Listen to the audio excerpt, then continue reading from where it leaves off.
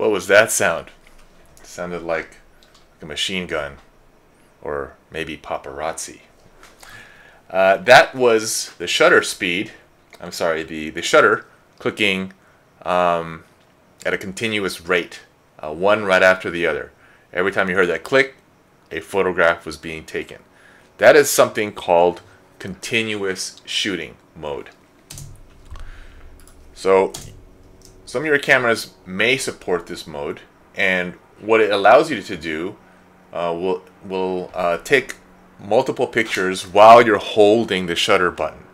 Now, at some point, it's going to stop taking pictures because a limitation. It's got to record images onto the card, but you will be able to do a burst of shots for a particular series of actions that may be happening in front of you.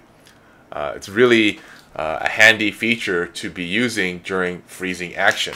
So to locate your continuous shooting mode, it could be either a button on top of your camera that has this, it looks like several rectangles as a button to turn it on or off, or it could also be in a menu setting called drive mode. And as you notice, the icon is the same. It's like multiple rectangles or multiple frames. That's what that means. Okay, and it also could be on one of your dials, something with the letter C. That means continuous. You may have a continuous L for continuous low, meaning it'll only do maybe 2 or 3 bursts for every second, versus continuous high could be twice as many frames in 1 second.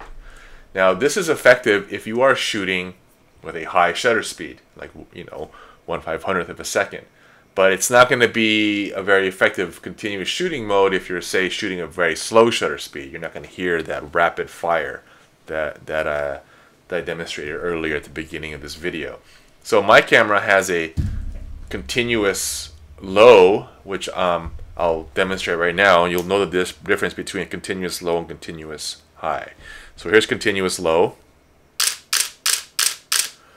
right? And then continuous high. I'm at 1/500th of a second. So as I said, if you are shooting with a higher shutter speed, you'll be able to hear the turnaround of the shutter, and you'll hear like more rapid fire. The slower the shutter, you're not going to be able to hear that shutter click as fast because the shutter speed is just slow. Okay, so if you are shooting action and your camera does have this feature, go ahead and try using continuous shooting mode when you're trying to capture freezing action. That way you'll have a series of shots while the action's happening. In this series of 4 shots, this was a burst of 4 images. Okay, what I have here is a skateboarder jumping over some object. Okay, and I notice I have him at the very beginning, frame 1.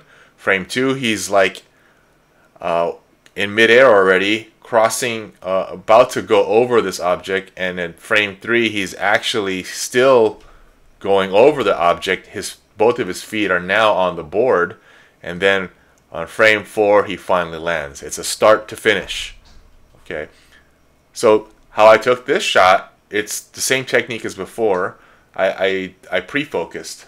I saw this kid in the skate park jumping over this object over and over again, so I finally just kind of placed myself somewhere and decided to take a picture of him because it was very predictable. He was just going over this thing several times.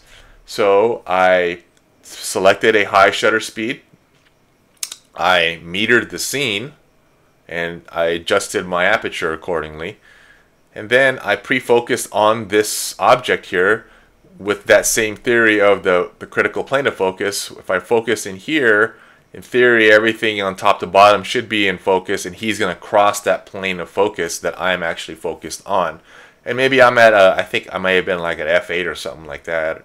It's giving me a little bit of more, some leeway with the depth of field. So I just waited for him to come by and appear in my frame.